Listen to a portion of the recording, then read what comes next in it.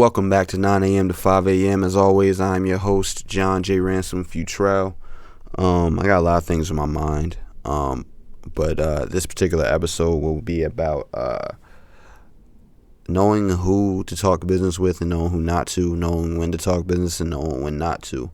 But prior to getting to that, I have a few things in my mind, and one being in particular the amount of prejudice, racism, and overall ignorance in the United States of America. I've had this on my mind for a very long time. I've written songs about it and things of that nature. I've even said a few things about it. But I think in particular, it's scary when people justify racism and abuses by finding excuses or minor things that appear, to the naked eye to be more than what it is. I think that's appalling. A lot of it has to do with social conditioning, white supremacy, and I guess overall experience. A lot of people allow experience to blind what's in front of their faces. I think also a lot of people have a lack of empathy or understanding for looking at both sides.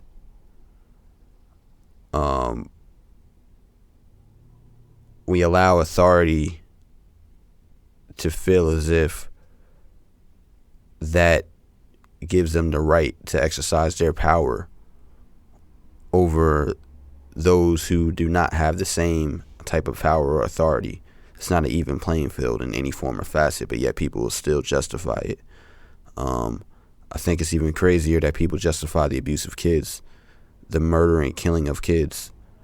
I think that's absolutely crazy. But at the same time, I'm speaking to someone that can directly say I've been in some of the situations that some of these kids have been in that have been murdered and killed. And, although I personally do not have a record or anything of that sort, I've been in those type of situations. So, I'm biased on that part, and I will full-fledged admit that.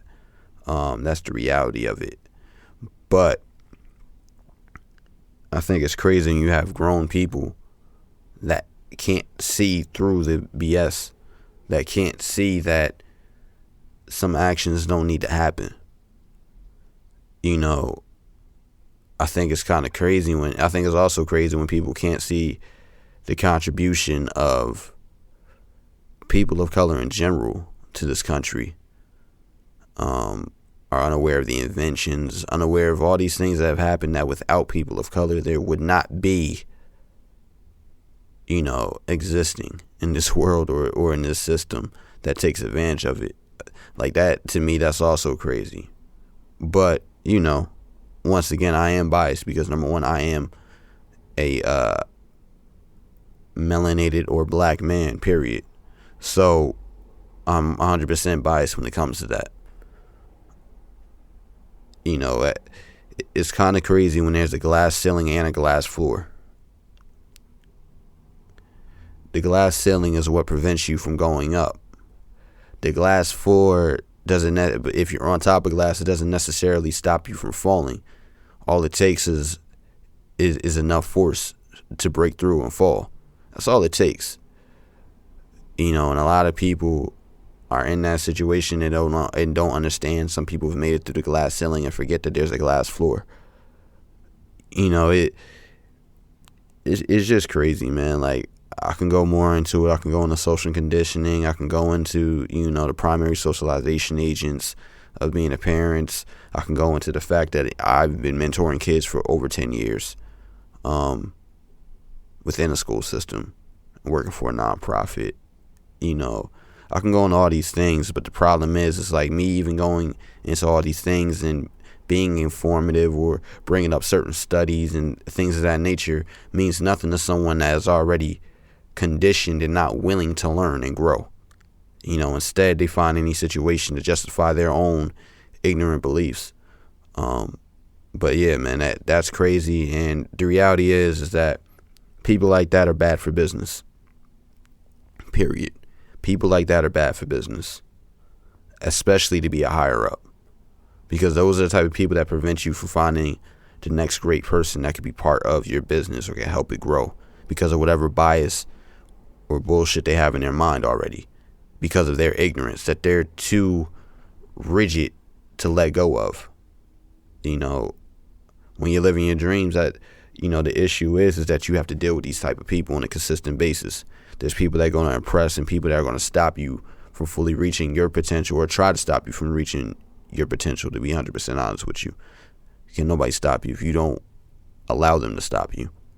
But there's a lot of well-qualified, overqualified, and intelligent people out here that can't make it to certain positions because you have someone with the same type of ignorant attitude as the average person.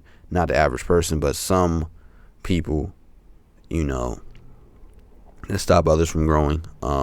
Some people that choose to be teachers and things of that nature, but yet are racist and biased. It's like, what's the point of being a teacher? What's the point of that? Institutions help socialize kids as well. So it's like, you're already racist and you're choosing to go do that. It's like, Jesus, like, what, you know, like, I don't know, it's crazy. It's a mess, man. Like, it really is a mess. Like, I mean, I think the reality is that this entire system needs an overhaul. And a lot of people need to grow the fuck up and do their research, period. Grow up. Like, don't talk about anything unless you've fully done research. Don't look at something that's right wing or left wing and think just because they directly, you know, justify your own opinion or beliefs that it's fact. Like, it's absolutely crazy. Like, I mean, it's absolutely crazy. But yeah, man, it is what it is. Like, fuck it, you know what I mean? So that shit being said, when to talk about business, when not to talk about business. You know, everything is timing. Especially depending on if you're going to release a product, if it's going to be an event, artwork or whatever. Nowadays everything is so oversaturated that it's kind of like you're fighting just to get whatever it is that you're trying to put out there seen. So a lot of times we become impatient. We don't understand that everything happens in timing. Everything happens in timing. The key is to make it your timing, to prepare yourself. So when you are going to talk about business or things of that nature, that you're already ahead of yourself.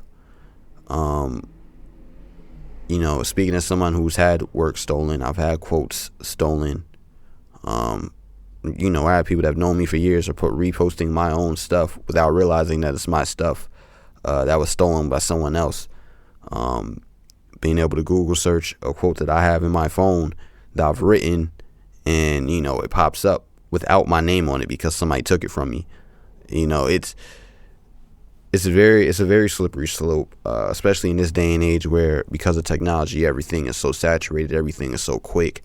Like, even with, you know, music, like, music doesn't sell as far as record sales, album sales, and singles and things of that nature, which is why you have so many artists that do so many different things or that rely on having a cult following just to get sales.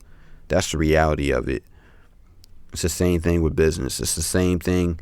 You know, everything's about who's in your network, who knows what you do, who understands what you do, and who actually supports what you do, which is another reason why, speaking about business, you have to be very careful, because not everyone is a supporter. Some people are actually looking at you as just a think tank and as a means to have another idea. A very good friend of mine whose name I shall not mention, we were having a conversation about an event that's taking place as part of the production company, and I basically get that way, my business partner. We were talking, and someone's throwing a very, very similar event just a few days after, same lineup, same people and everything. you know, and the kid, like, is it flattering or is it just disrespectful? You know, in a lot of ways, from a business standpoint, it's completely disrespectful. Especially as long as this show has been, as far as my partner show, has been in the works, and everyone has known about it and seen the promotion.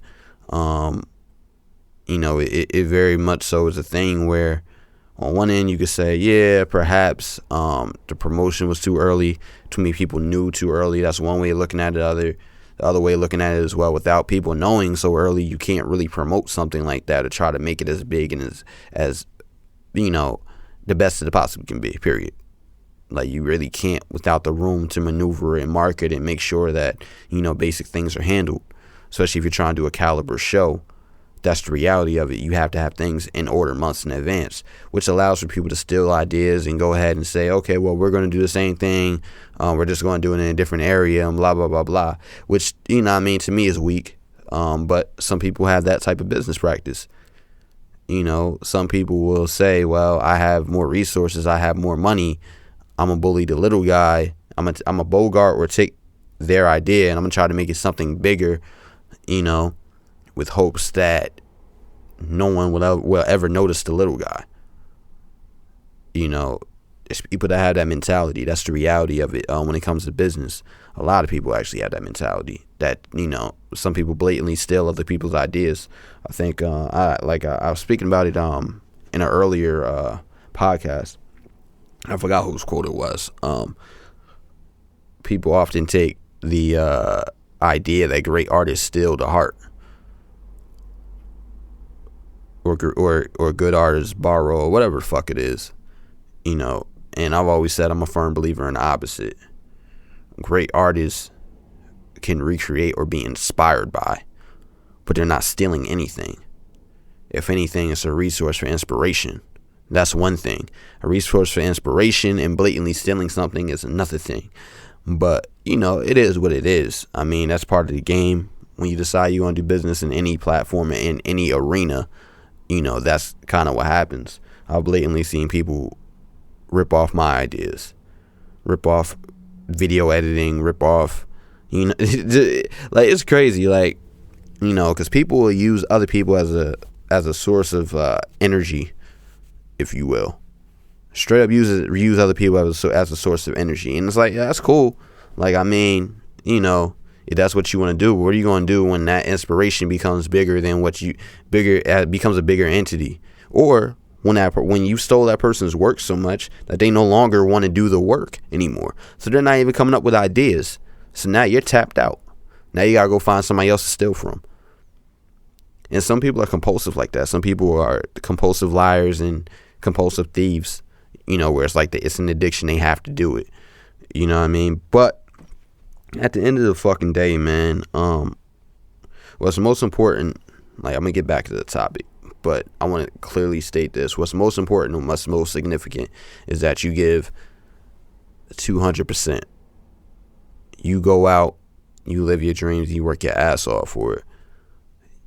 You make that product the best fucking product on the market. You make that flyer, that event, whatever, the best shit on the market. Because when you do that, you don't allow a lot of room for error. See, the problem is, a lot of people have the mentality of simplicity, and simplicity is very good for the basics, for the basic framework, for the building of, you know, to start at the ground floor is great. But every building, every product, anything you do has to have some type of uniqueness. That's how you stand out in the market. It has to be something different. It can't be the same thing, or it can't appear to be the same thing as what other people are doing, or it can't be something that's so easy and so simple that it can just be taken. It could just be stolen. That's the thing. Whatever it is, whatever your product is, whether it's yourself, music, art, business, whatever, make sure that it can stand out in the market. What makes it different from other people doing the same thing? What makes your motivational speech is better than this guy over here doing a motivational speech, especially since that's such a big market now? What makes, you know, your form of exercise is better than this person's? What makes what you write better than this other person? What makes your music different from these other people? These are the things that you have to think about. And these are the things that you also have to understand when you're doing something like that. I know you get excited, because I get the same way at times. You get extremely excited. You want the world to see. You want everyone to know. And then you just be like, yo, fuck it. I'm going to put it out. I'm going to do this now. Blah, blah, blah, blah. And you're not even ready. Why are you doing something prior to you being ready? You're not ready for that. You're not ready for that. I'll give you an example. And this isn't no ego shit. All the music that I'm releasing now, with the exception of a few tracks, I've had done for over a year and a half. Almost 2 years. A lot of them. Or if not that long, it's been at least 6 months, 6 or 7 months that these songs have been done. Unless it's something that I feel is immediate inspiration and can go into a project for right now. But it's about preparation. It's about understanding and knowing how to strategize and knowing how to plan out what it is you want to do and then releasing it. Because when you do it like that, you're working on your time. You're not working on everyone else's time. See, in oversaturated markets, what it is that it becomes oversaturated because people are trying to follow a trend. They're trying to release things within a certain time period because they feel like that's what everyone else is doing. So they're trying to compete. When you're trying to compete and compare yourself to other people, you're disrespecting what it is that you do. You're disrespecting what makes your work different from other people. You are completely disrespecting that. And that's some shit that you really need to understand. So, beyond anything, find your path, live your dreams, be patient, work your angle. And by all means, go out and kick ass, crush it, and keep it moving. Peace and love.